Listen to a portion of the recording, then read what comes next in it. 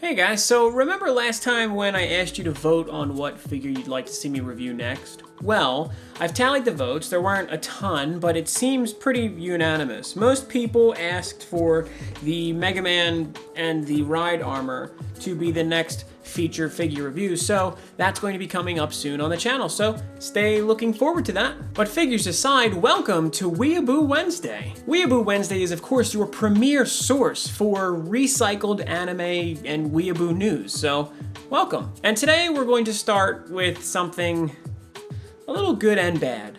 I've been a huge fan of Shenmue ever since I was in middle school, and now that I'm an adult, Shenmue III has become a reality. It was successful on Kickstarter, I donated a ton to the project, and I am eagerly awaiting this next chapter in the Shenmue franchise. With that said, as the November release date approaches so quickly, we've finally been greeted with some new footage of what seems to be gameplay footage. This was at the recent Gamescom conference. As Yu Suzuki usually goes, and he brought Shenmue 3, and finally we have some footage of what the game looks like when you play it. Unfortunately, I think it looks kind of bad. Now don't get me wrong, of course this is still very early and there's stuff they can kink out, but a lot of times people put too much stock in that and they say, oh well it's just beta or alpha or whatever footage, but honestly once you have a build at this point where you're showing game footage and your release is several months away, there's really not much they're going to wind up changing. They show some footage of Ryo playing some of the street games and playing some arcade QTE games, classic Shenmue gameplay. And finally, they even show a little bit of the combat where he goes to this arena and is practicing his kung fu among other fighters. It's nice to see that they do have a working build where you get to fight characters, though it seems like in 2019, this looks a little bit clunky to me. I'm not sure if I'm the only one, but if you watch the footage, I want more, and I don't know if we're going to get it in time. Either way, I'm still excited to see the game. It's not like the game's ever been incredibly well revered for its gameplay. It's more so about the immersion that you get from it, and I'm sure it will offer that. So let's look forward to it. Wow, so Makoto Shinkai's most recent film, Weathering with You, has completely dominated the box office in Japan. It's gone from first to second to third to back up to first again. As of recently, it is still at the first spot in the Japanese box office. It's killing it right now. One Piece couldn't beat it, Pokemon couldn't beat it, the Ninokuni movie couldn't beat it. This movie is unstoppable.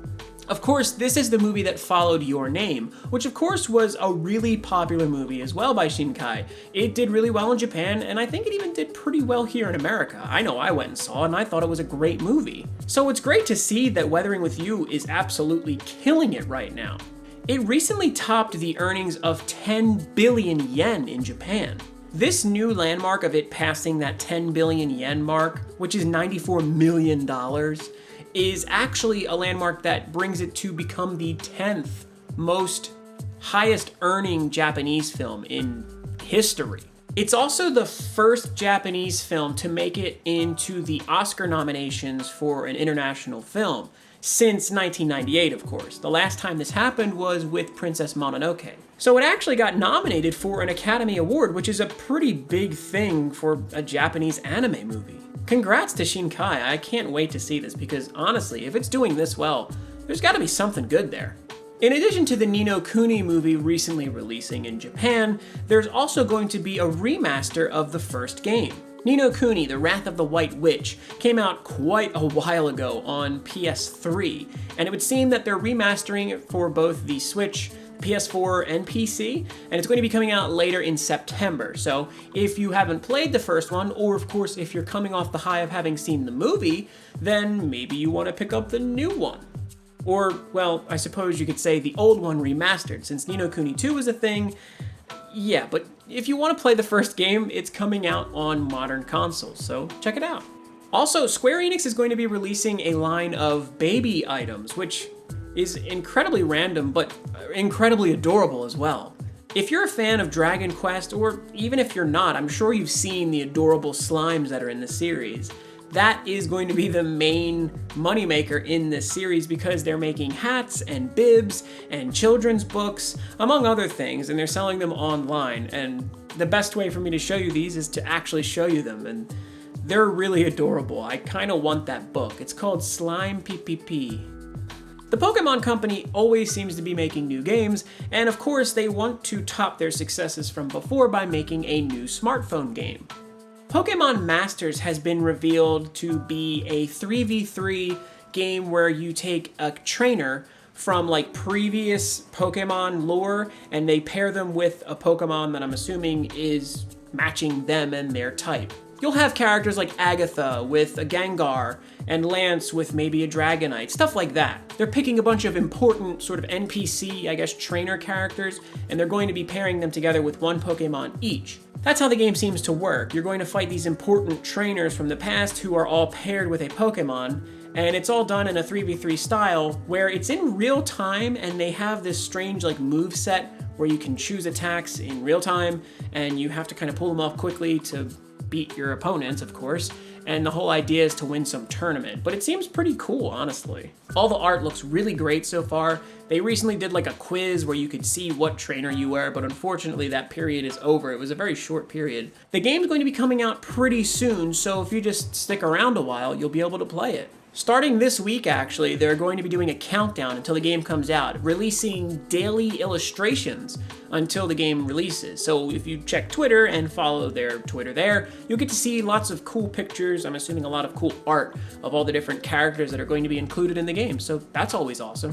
Additionally, if you're a big Pokemon fan and you happen to be in Japan, or if you order from their online website, they're going to be launching their Halloween merch rather soon. If you're a big Pokemon fan and you shopped their website before, you'll understand that typically throughout the seasons they'll cycle in new merch. And if it's spring themed or Cherry Blossom Festival themed or summer themed or Christmas, whatever it may be, they always tend to release new adorable merch themed in whatever season or holiday they're trying to promote. Now, of course, Halloween is no different. It's actually probably one of the bigger promotions they do for the Pokemon Company. And starting this September, very early, I believe the 7th, they're going to be releasing their Pokemon Halloween items, which of course show many classic Pokemon and new ones, adorned in adorable costumes dressed as other Pokemon. Of course, this is on shirts, on plushes, other kinds of clothing, accessories, cute little bags, folders, everything you can imagine. They're going to be releasing this Pokemon Halloween themed stuff. So keep your eyes open for it because it goes quick.